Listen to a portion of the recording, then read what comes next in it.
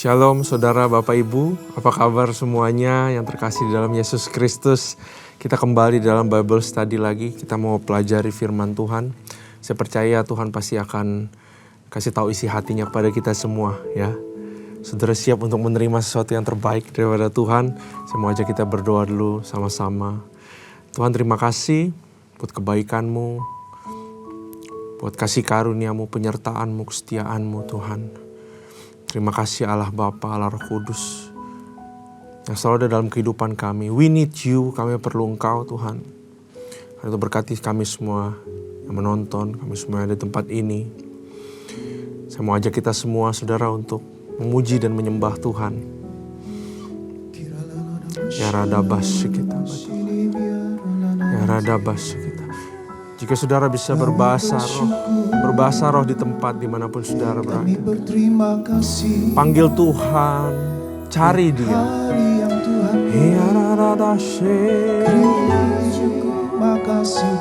Mari kita sembah Dia. Cari Tuhan.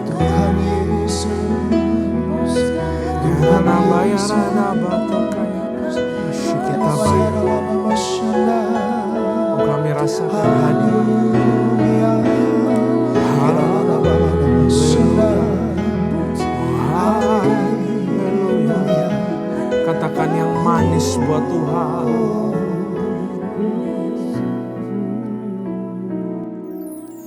Kasih yang terindah, hati yang mulia, hanya ku temukan di dalam-Mu, Yesusku. Pujian dari hatiku selalu di setiap waktuku. Tiada pernah berubah kasih-Mu. Karya terbesar dalam hidupku, pengorbanan-Mu yang selamatkanku.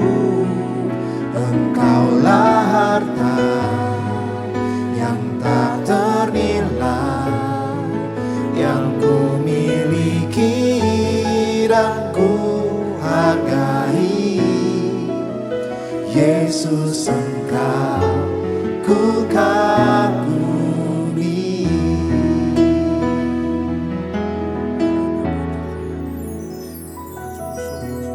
Kasih yang terindah, Lihat hati Tuhan. hati yang mulia, hanya ku temukan di dalam-Mu, Yesusku. Pujian dari hatiku selalu di setiap waktuku. Tiada pernah berubah kasih-Mu. Karya terbesar dalam hidupku, pengorbanan-Mu yang selamatkanku. Engkaulah harta yang tak ternilai, yang ku miliki dan ku hargai. Yesus, Engkau ku kagumi.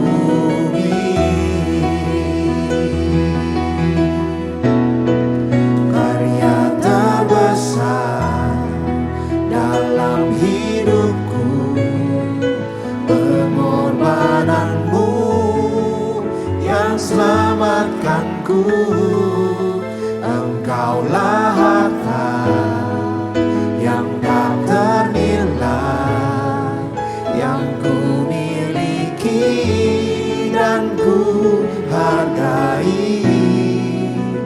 Yesus, Engkau ku kagumi. Yesus, Engkau ku kagumi. Yesus, Engkau ku kagumi. Kami menyanjung-Mu Tuhan, Mari kita sembah Tuhan. mengagumi Engkau. Mari kita katakan yang baik. Hidup kami, Kau telah berkorban. Oh, we thank you, Lord. Pengorbananmu ajaib Tuhan. Kau luar biasa. Ya rada bataka, ya rada basyuk, bataka, ya rada. Terima kasih Tuhan. Bisa dapat yang terbaik karena Kau semua Tuhan. Makasih Bapa. Rada bataka, ya rada basyuk. dengan apa kan ku balas segala kebaikan-Mu? Segenap hatiku menyembah-Mu Yesus, ku bersyukur padamu.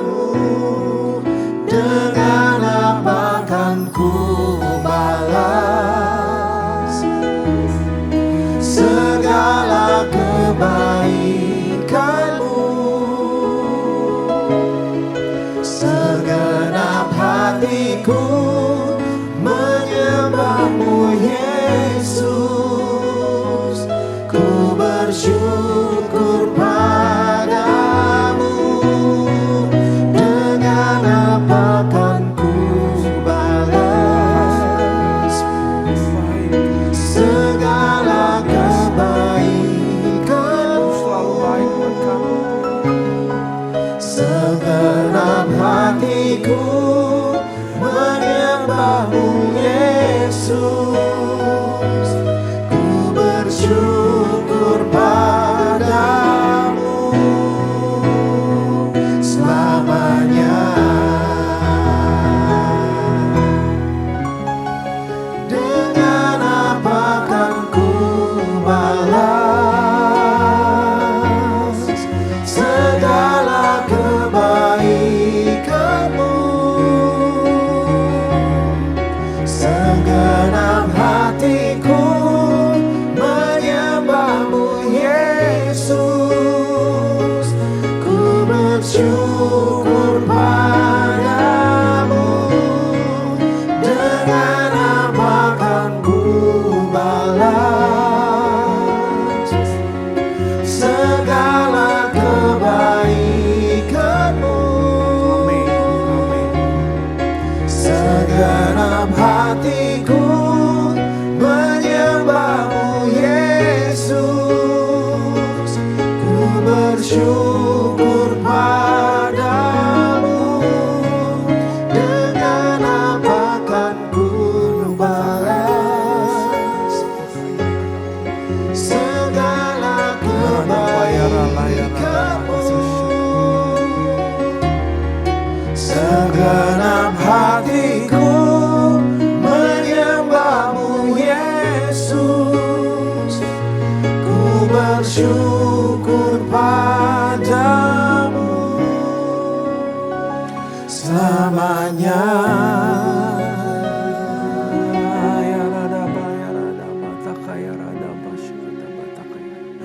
Terima kasih Tuhan. Kalau nggak ada Engkau ya Bapa, kalau nggak ada Kau yang memikul salib-Mu, mati buat kami, menanggung semuanya Tuhan, apa jadinya kami sekarang? Mungkin kami hanya manusia yang jalani hidup Tapi ujung-ujungnya nggak tahu kemana ya Tuhan. Karena Engkau Tuhan, kami tahu ada jalan yang jelas buat kami. That's why we thank you Jesus. Terima kasih Tuhan, terima kasih Allah. Tiba saatnya kami mau mengerti firman. Karena itu berbicaralah kepada hamba-Mu, berbicaralah kepada setiap kami yang serius mau dapatkan sesuatu daripada Alkitab. Bless us, singkapkan Tuhan. Kasih kami rema, kasih kami pengertian yang benar. Makasih Tuhan, makasih ya. Kami siap untuk mengerti dan membaca firman. Hanya di dalam nama Tuhan Yesus. Haleluya. Amin. Sekali lagi shalom saudara, salam sejahtera, sukacita buat kita semua. Saudara siap untuk belajar firman Tuhan? Kita belajar sama-sama ya. Saudara, saya berdoa biar selagi kita membaca, saudara dapat sesuatu yang baru. Saya juga dapat sesuatu yang baru. Gak cuma yang dipersiapkan. Amin. Ya, mari kita buka firman Tuhan di Matius ke-26. Ya, Matius pasal yang ke-26. Nah saudara, Matius, Markus, Lukas, Yohanes, semua bisa dibilang ceritanya sama, tapi dari kacamata yang berbeda-beda. Ibaratnya kalau dari cermin itu beda-beda refleksinya. Kalau Matius itu kalau dibaca dia lebih mirip menggambarkan Yesus sebagai raja orang Israel, the Messiah. Kalau Markus dibaca lebih Yesus seperti hamba Tuhan, melayani. Makanya kalau baca Markus tek dia cepat dia punya perikop-perikop itu, Yesus melayani ke sini, ke sana, menyembuhkan ini, menyembuhkan seperti tangannya Tuhan yang sedang melayani manusia. Lukas menggambarkan Yesus sebagai orang, manusia, the Son of Man. Dia ikut rasakan apa yang saya dan saudara rasakan. Dan Yohanes, Yesus atau menggambarkan seperti Tuhan yang adalah love atau kasih. Ya, Matius 26. Ya, saudara, kalau Matius 25 kemarin itu nyambung sebenarnya. Perumpamaan yang dibawakan itu kan tentang 10 gadis, ya, tentang parabel talenta. Sebenarnya mempersiapkan hati kita sebagai pembaca bahwa walaupun Yesus pergi, satu hari dia akan kembali. Ya, ayat 26, pasal ke-26 dengan perikop pemberitahuan keempat tentang penderitaan Yesus, rencana untuk membunuh Yesus. Mari kita baca sama-sama. Setelah Yesus selesai dengan segala pengajarannya, berkatalah ia kepada murid-muridnya, kamu tahu bahwa 2 hari lagi akan dirayakan Paskah. Maka anak manusia akan diserahkan untuk disalibkan. Saudara bisa bayangin betapa beratnya seorang Yesus yang juga adalah manusia harus menghadapi sesuatu dan dia masih melayani pada saat itu. Pada waktu itu berkumpullah imam-imam kepala dan tua-tua bangsa Yahudi di istana imam besar yang bernama Kayafas. Dan mereka merundingkan suatu rencana untuk menangkap Yesus dengan tipu muslihat dan untuk membunuh dia. Tetapi mereka berkata jangan pada waktu perayaan supaya jangan timbul keributan di antara rakyat. Manusia bisa merencanakan, rencana Tuhanlah yang terjadi. Kalau ini bukan rencana Tuhan, gak akan terjadi apa-apa sama Yesus. Ya, itu satu hal yang kita harus ingat saudara. Manusia merencanakan, Tuhan yang nge-bless, yang memberkati. Kita boleh merencanakan, tapi jangan lupa kasih rencana kita kepada Tuhan. Kalau ini bukan nubuatan, kalau ini bukan kehendak Bapa, Yesus gak bisa disentuh saudara. Ya, karena itu rencana Tuhan itu begitu berdaulat sebetulnya. Apa jadinya kalau rencana kita dengan rencana Tuhan jadi satu? Luar biasa kehidupan kita. Jangan rencanain sendiri, rencanain bareng-bareng sama Tuhan. Di dalam perencanaan pakai kebenaran firman untuk menentukan langkah kaki ke kiri atau ke kanan, saudara. Nah, saudara baru sampai sini aja kita bisa melihat bahwa Yesus dia harus memberitakan dia sebentar lagi akan disalibkan.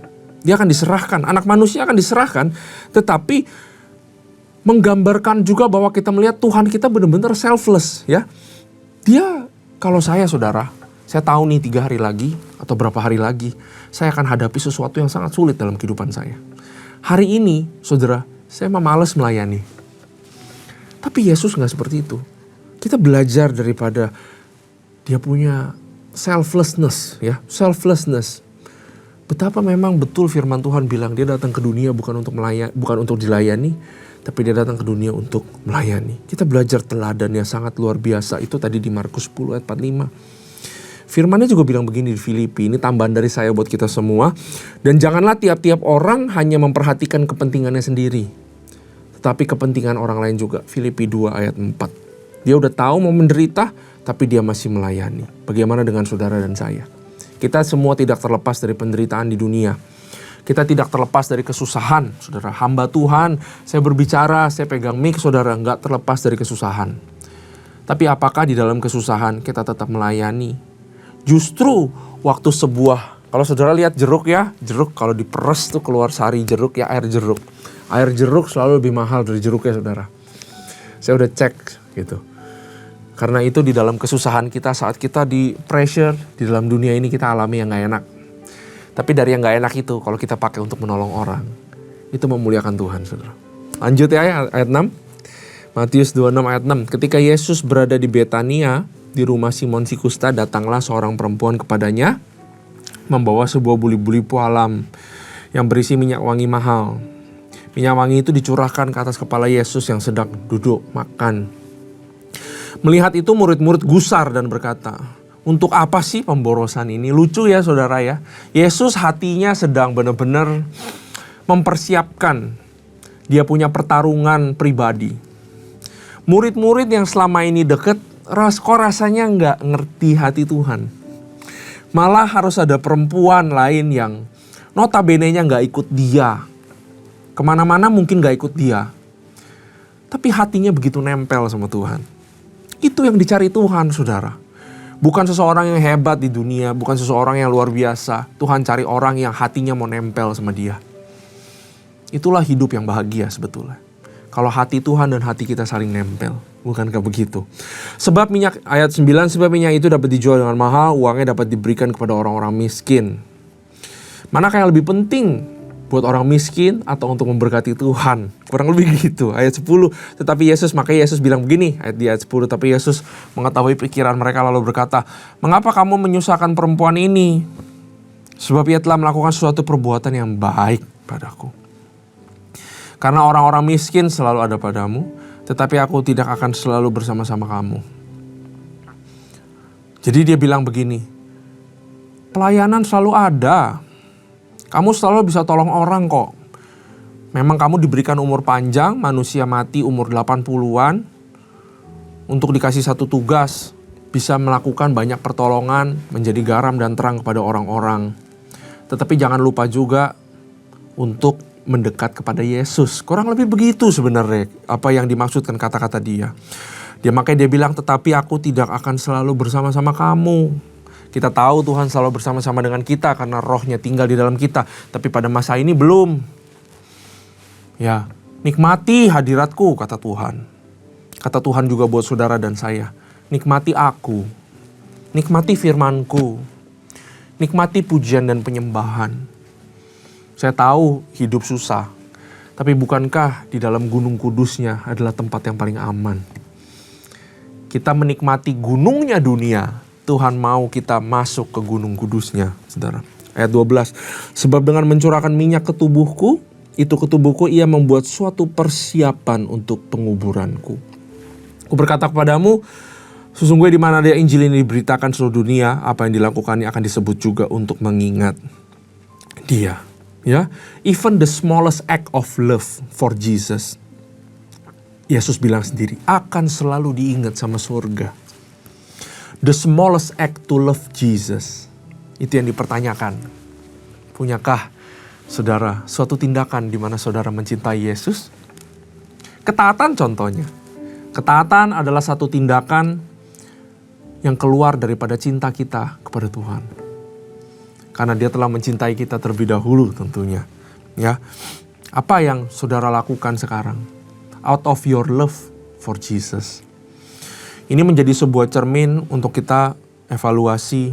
Jangan-jangan saya ke Tuhan karena mau apa yang dia punya. Bukan mau pribadinya Tuhan. Ya, mungkin perbuatannya kecil, mungkin perbuatannya gak masuk akal.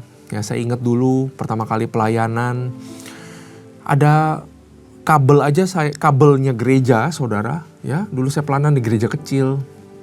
kabelnya gereja aja, kabel-kabel, itu aja saya lap-lapin saudara pakai tisu basah. Karena saya begitu tahu ini juga barangnya Tuhan. Kecil, konyol saudara. Tapi dulu saya lakukan benar-benar dari hati. Nah, Tuhan melihat hati. Ya, nggak perlu panggung besar, nggak perlu yang keren-keren, nggak perlu yang ini itu. Lakukan yang terbaik dari yang Tuhan sudah percayakan kepada hidupmu.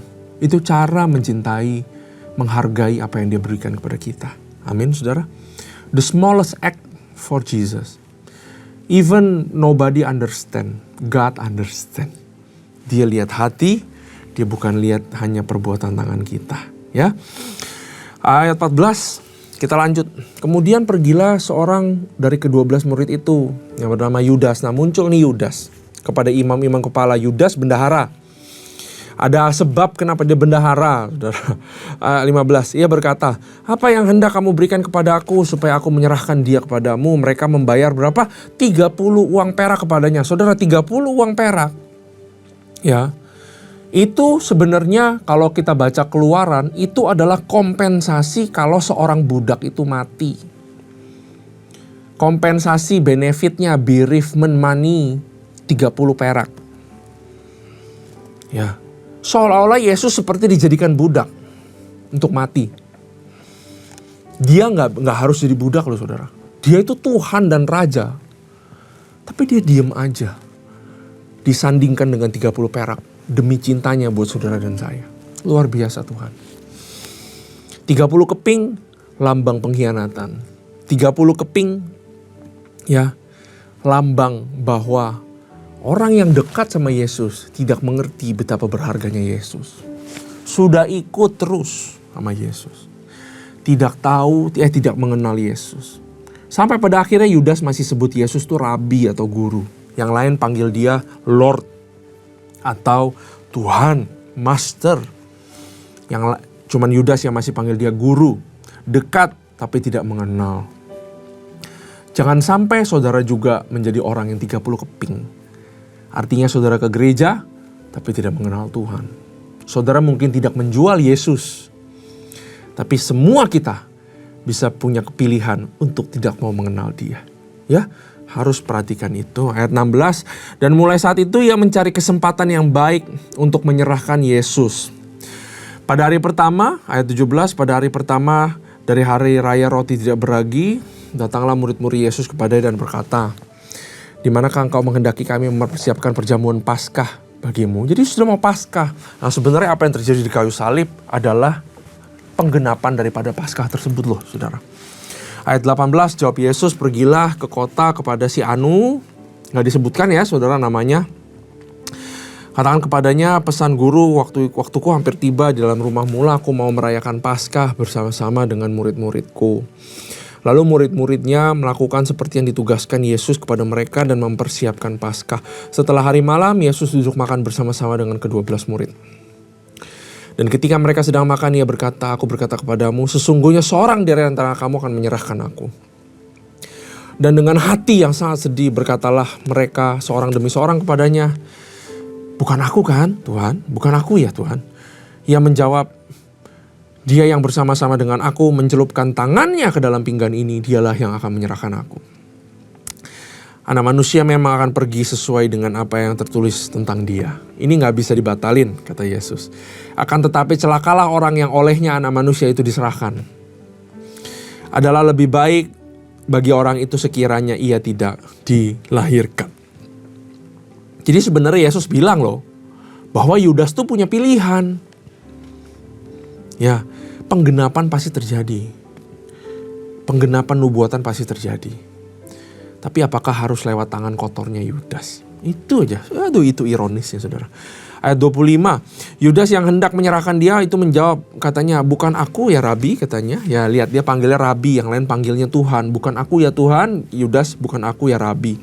Kata Yesus kepadanya, engkau telah mengatakannya. Itu adalah satu perkataan pada masa dulu bahwa itu sebenarnya mengkonfirm bahwa itu adalah Yudas. Tapi tidak dalam arti yang sangat direct. Iya, kamu tuh yang akan nyerahin aku. Bukan seperti itu. Yesus mengkonfirmasi hatinya Yudas. Yudas ngerti. Yang lain murid-murid tidak mengerti. Ya, Jadi Yesus merayakan Paskah, saudara, itu di rumah satu orang, dan orang ini nggak diketahui siapa. Dan menurut scholar, mereka mempelajari bahwa murid-murid ini mencari rumah ini adalah tandanya ada orang yang bawa air, saudara. Dan di rumah situlah Yesus mau merayakan Paskah. Dan di rumah situlah juga di upper room, di mana nanti mereka menunggu yang namanya curahan daripada Roh Kudus. Jadi semua bukan yang namanya kebetulan, saudara. Ya, dari sini kita melihat lagi bahwa Yudas tidak mengenal tuannya, atau tidak mengenal Tuhan, tidak mengenal Yesus sebagai Tuhan. Ayat 26 kita lanjut. Ketika mereka sedang makan, Yesus mengambil roti, mengucap berkat, memecah-mecahkannya. Ya, memecah-mecahkan ini seperti lambang bahwa tubuh yang akan terpecah-pecah, saudara. Lalu memberikannya kepada murid-muridnya dan berkata, ambillah, makanlah, ini tubuhku. Itu yang sering kita sebut di dalam perjamuan kudus, saudara. Tubuh yang terpecah-pecah, lambang roti. Tapi kalau diimankan seperti saudara sedang menjadi satu dengan tubuh yang terpecah-pecah. Tubuh yang terpecah-pecah akan keluar yang namanya mujizat kesembuhan. Setiap kali saya memakan roti perjamuan, saya selalu deklarasi dengan iman saya, saudara, bahwa yang saya makan ini mengingatkan bahwa tubuh terpecah-pecah itu adalah hadiah Tuhan buat saya. Karena itu saya deklarasi segala sakit penyakit saya tolak di dalam nama Tuhan Yesus. Setiap bulan saya lakukan itu dengan istri saya, saudara. Ayat 27, sesudah itu ia mengambil cawan, mengucap syukur, lalu memberikannya kepada mereka dan berkata, minumlah kamu semua dari cawan ini. Ini adalah cawan penderitaannya Tuhan, yang daripadanya darah itu akan bercucur di kayu salib. Ya, kalau ingat cawan, ingat kayu salib, ingat darah. Darahnya ada di dalam kita. Saya selalu ingat itu, saudara, bahwa saya itu anggota keluarganya dia loh.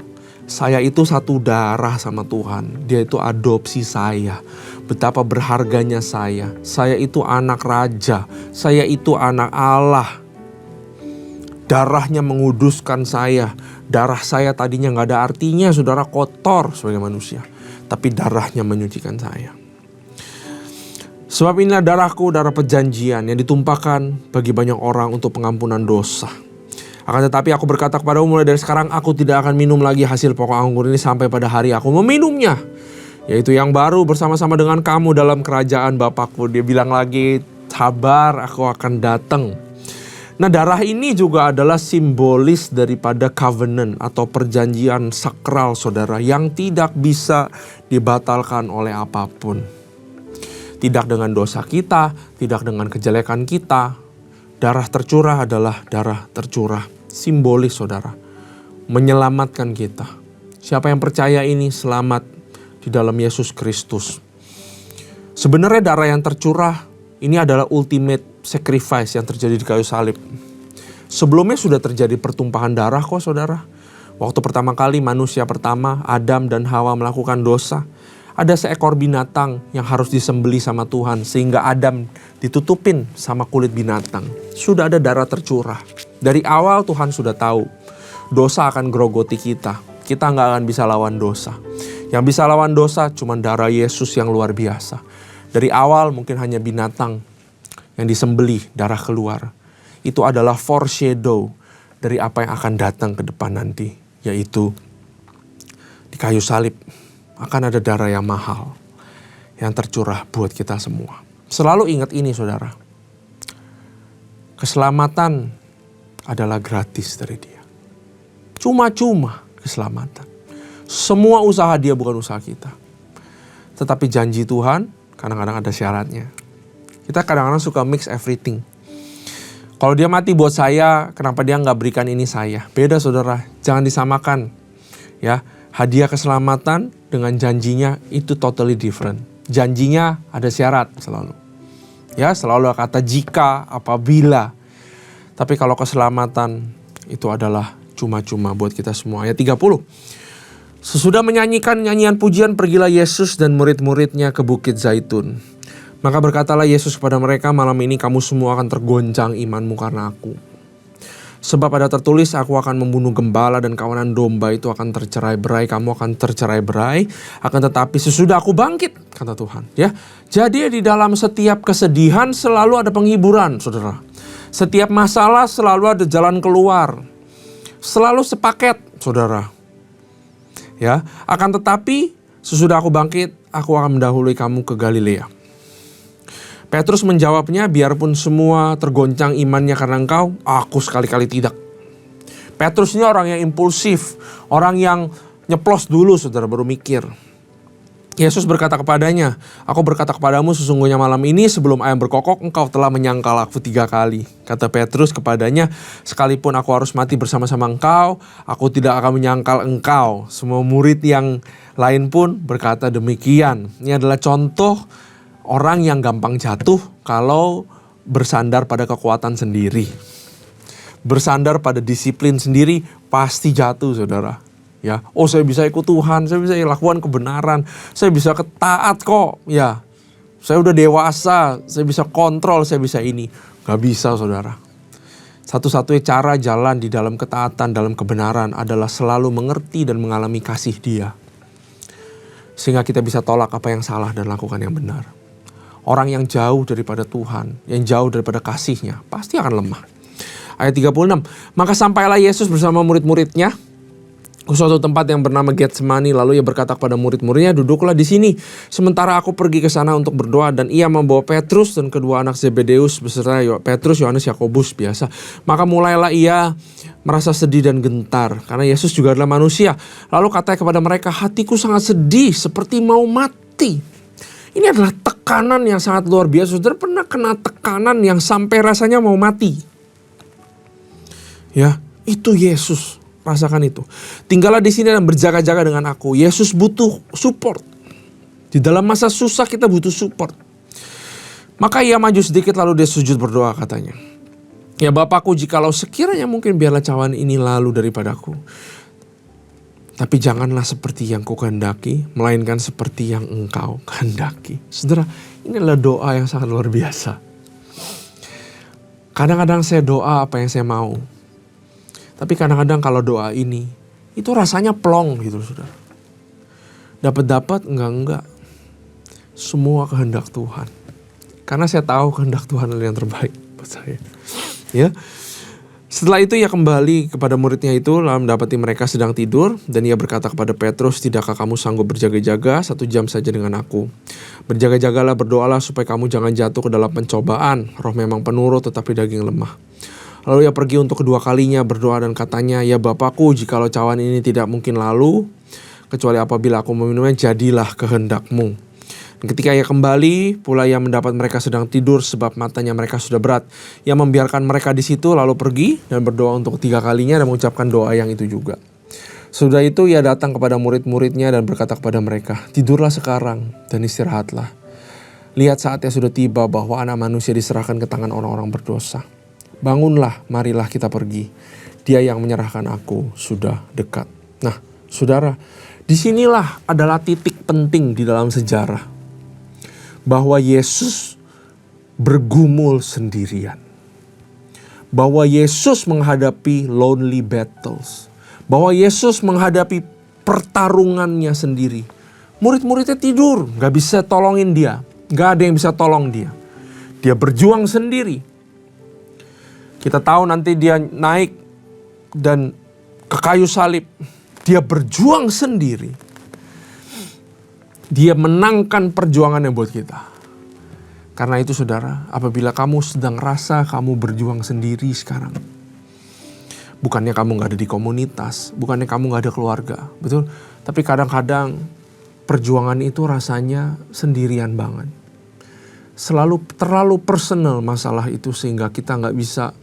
Orang lain cuma bisa menyemangati kita lah, doain kita dari luar. Selalu ingat bahwa kalau kita alami ini, Yesus terlebih dahulu sudah alami. Dan dia sudah menang. Makanya tertulis di firman Tuhan, selalu ingat saudara. Saya selalu ingat ini. Dia sudah mengalahkan dunia. Dia sudah kalahkan maut itu saudara. Sin has no power. Dia sudah menang. Karena itu segala perjuangan kita sebenarnya sudah dimenangkan saudara. Saudara bertanding sebenarnya sudah mulai dari garis menang. Kita cuma perlu lalui aja saudara. Saya tahu itu berat. Tapi ingat Yesus juga alami yang sama. Amin saudara. Nah, kalau kita habisin saudara, ya. Pada waktu Yesus masih bicara, datang Yudas, salah seorang dari kedua murid itu, dan bersama-sama dia serombongan orang-orang membawa pedang dan pentung. Disuruh oleh imam-imam kepala tua dan tua-tua bangsa Yahudi. Orang yang menyerahkan dia telah memberitahukan tanda ini kepada mereka. Orang yang akan kucium itulah, tangkaplah dia. Segera ia maju mendapatkan Yesus dan berkata, "Salam Rabi," lalu mencium dia. Tapi Yesus berkata kepadanya, "Hai teman, untuk itukah engkau datang?" Maka majulah mereka memegang Yesus dan menangkapnya. Tetapi seorang dari mereka menyertai Yesus mengulurkan tangannya, mengunus pedangnya, menetakannya kepada hamba imam besar sehingga putus telinganya. Maka kata Yesus kepadanya, "Masukkan pedang itu kembali ke dalam sarungnya, sebab barang siapa menggunakan pedang akan binasa oleh pedang. Atau kau sangka bahwa aku tidak berseru kepada Bapakku supaya ia segera mengirim lebih daripada 12 pasukan malaikat membantu aku? Jika begitu, bagaimanakah akan digenapi yang tertulis dalam kitab suci yang mengatakan bahwa harus terjadi demikian?" Di dalam kemanusiaannya Yesus berkata, "Saya mau bales bisa loh. Tapi kehendak Tuhanlah yang paling penting." Pada saat itu Yesus berkata kepada orang banyak, "Sangkamu aku ini penyamun, maka kamu datang lengkap dengan pedang dan pentung untuk menangkap aku. Padahal tiap-tiap hari aku duduk mengajar di bait Allah dan kamu tidak menangkap aku. Akan tetapi semua ini terjadi supaya genap yang ada tertulis dalam kitab nabi-nabi." Lalu semua murid itu meninggalkan dia dan melarikan diri. Sudah mereka menangkap Yesus, mereka membawanya menghadap Kayafas imam besar. Di situ berkumpul ahli Taurat. Nah, saudara, ini penting. Petrus mengikuti dia dari jauh. Setidaknya satu orang masih mengikuti dari jauh. Dan setelah masuk ke dalam, ia duduk di antara para pengawal untuk melihat kesudahan perkara itu. Imam-imam kepala malah seluruh mahkamah agama mencari kesaksian palsu terhadap Yesus supaya ia dapat dihukum mati. Tapi mereka tidak memperolehnya, walaupun tampil banyak saksi dusta. Tapi akhirnya tampillah 2 orang, ini orang yang berbohong, saudara. Ya. Tetapi Yesus tetap diam, ayat 63, lalu kata imam besar itu kepadanya, "Demi Allah yang hidup, katakanlah kepada kami, apakah engkau Mesias anak Allah atau tidak?" Jawab Yesus, "Engkau yang telah mengatakannya sendiri. Akan tetapi aku berkata kepadamu, mulai sekarang kamu akan lihat Anak Manusia duduk di sebelah kanan yang Maha Kuasa dan datang di atas awan-awan langit." Ya. Nah saudara, kalau kita lihat di ayat ke-70, ayat 70, ayat 71 saudara. Ketika ia pergi ke pintu gerbang, seorang hamba lain melihat dia dan berkata kepada orang-orang yang ada di situ, "Orang-orang ini bersama-sama dengan Yesus orang Nazaret itu." Dan ia menyangkal pula dengan bersumpah, "Aku tidak kenal orang itu." Ya, tadi yang dinubuatkan nama Yesus terjadi kepada Petrus. Tidak lama kemudian ada orang-orang di antara di situ datang pada Petrus dan berkata, "Pasti engkau juga salah seorang dari mereka." Maka Petrus juga bersumpah, "Aku tidak kenal."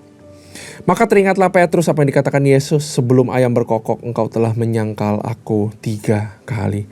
Lalu ia pergi keluar dan menangis dengan sedihnya. Nah saudara, menarik sekali di cerita Yesus ditangkap. Roh Kudus seperti menuntun kita ke spotlight di ayat-ayat terakhir tentang Petrus. Bahwa Petrus itu menggambarkan kita, saudara. Orang yang penuh dengan ketakutan dan kekhawatiran. Orang-orang lemah, saudara. Kita adalah manusia-manusia yang lemah, saudara.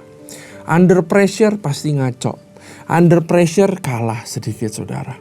Ya, karena itu, saudara, lewat firman ini Tuhan mau kasih tahu kepada kita bahwa kalau ikut Tuhan tuh nggak bisa setengah-setengah. Ada bahaya mengikuti Yesus setengah-setengah atau dari jauh.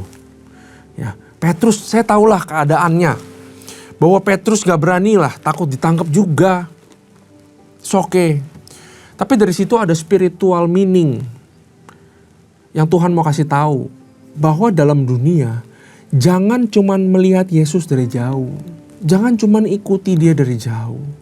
Harus tempelin Yesus. Karena apa? Karena bukannya dia butuh kita, saudara. Kita yang butuh Tuhan. Petrus yang butuh Yesus. Yesus tadi di Taman Getsemani butuh dukungan, gak ada yang dukung. Dia sudah menguatkan imannya sendiri, saudara. Kitalah yang butuh Tuhan. There is always a danger of following Jesus in a distance. Jangan jauh-jauh daripada Tuhan. Ya. Kita percaya, saudara, bahwa cerita ini sungguh sangat luar biasa. Begitu banyak makna yang kita bisa dapat. Bahwa begitu kuatnya Yesus. Dia adalah Tuhan dan Juru Selamat yang luar biasa buat kehidupan saudara dan saya. Karena itu maukah kita libatkan Tuhan dalam keseharian kita, saudara? Bukan hanya dalam masalah-masalah yang pelik, masalah-masalah yang susah. Tapi libatkan terus Tuhan di dalam kehidupan kita. Ya, Dia tidak membela dirinya supaya saudara dibela. Dia diam aja supaya kita bisa menjadi sejahtera. Begitu besar pengorbanan Tuhan. Ya, saudara, kita belajar banyak tadi dari awal sampai akhir. Nah, kalau sebenarnya mau diterusin satu kalimat lebih satu kalimat, bisa dapat hal-hal yang luar biasa. Karena itu saya encourage saudara untuk terus baca firman. Renungi pelan-pelan saudara. Kalau baca ayat ini yang panjang saudara sampai ayat 75, saya rasa 2 jam juga gak cukup saudara. Setiap 2-3 kalimat pasti bisa dapat sesuatu. Sebegitulah Tuhan mau kita dekat dengan firman-Nya. Amin. Mari kita berdoa. Saudara, terima kasih Tuhan buat firman ini. Terima kasih buat semuanya. Kami belajar banyak Tuhan. Dari Petrus, daripada Engkau ya Tuhan. Kami yang mengingat kembali Tuhan kebaikan-Mu ya Bapa. Kami gak mau mengikuti Engkau dari jauh. Tapi kami mau mengikuti Engkau dari dekat Tuhan. Berkati kami semua. Biar kami semua yang ada di program ini bisa mendapatkan sesuatu Tuhan. Untuk menguatkan kami berjalan di dalam kehidupan. Terima kasih Tuhan. Hanya di dalam nama Tuhan Yesus. Haleluya. Amin. Sekali lagi Tuhan Yesus memberkati.